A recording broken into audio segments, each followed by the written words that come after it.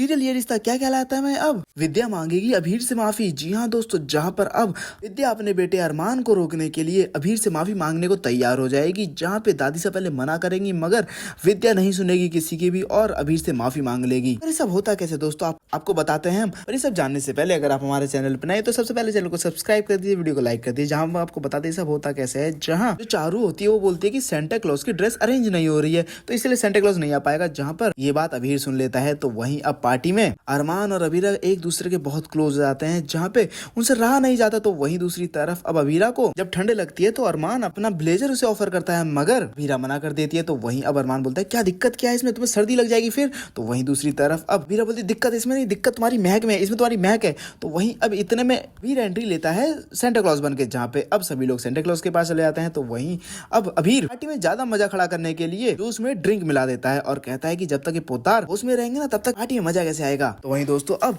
जहाँ जूस में जब ड्रिंक मिला देता है अबीर तो उसके बाद पोद्दार गोयंका सभी लोग ड्रिंक में झूमने लगते हैं, सभी लोग मजे करने लगते हैं। तो वहीं अबीर भी ड्रिंक कर लेता है, जहाँ पे अबीर ड्रिंक करने के बाद चारू की मदद लेता है अपने रूम तक जाने के लिए। तो वहीं दूसरी तरफ संजय ये सब देख लेता है। तो जहाँ पे आपको देखने को मिलने वाला है कि अबीरा जो होती है उसे बहुत जोर से सर्दी लग जाती है और जो दवाई खाती है उसे एलर्जी करने लगती है। तो वहीं अब वो नशे की हालत में पहुंच जाती है अरमान के पास, जहाँ पे उसे नशा हो जाता है। तो वहीं आपको देखने को मिलने वाला है कि एक तरफ अरमान और अबीरा वो एक दूसरे को एक्सेप्ट कर लेते हैं, जहाँ अबीरा होश में आते ही अरमान से दूर होने वाली है। तो वहीं दूसरी तरफ अब सभी लोगों के सिर दर्द होते हैं जब सब लोग सुबह उठते हैं। तो जहाँ पे अबीरा उठते ही अरमान से दूर भागने की कोशिश करती है क्योंकि उसने तो अरमान की शर्ट पहनी हुई होती है। तो वहीं अब अरमान बोलता है अरे तुम भूल गई क्या, तुमने ही तो रात को कहा था कि मुझे छोड़ोगी नहीं। तो वही तो मैं कह रहा हूँ मुझे छोड़ना मत। तो जहाँ पे अब माधव जी कहते हैं कि मैंने सीसीटीवी फुटेज चेक करने को कहा है स्टाफ से, आखिर जूस में ड्रिंक किसने मिलाई थी। जहाँ पर अब मैनेजर आके बताता है कि जो सेंटा क्लॉज बन के आया था ना उसी ने ड्रिंक मिलाई थी जूस में। जिसके बाद अब ये सारी बातें विद्या सुन लेती है, जहाँ विद्या वो कायरा को ढूंढती है, कायरा कहाँ है।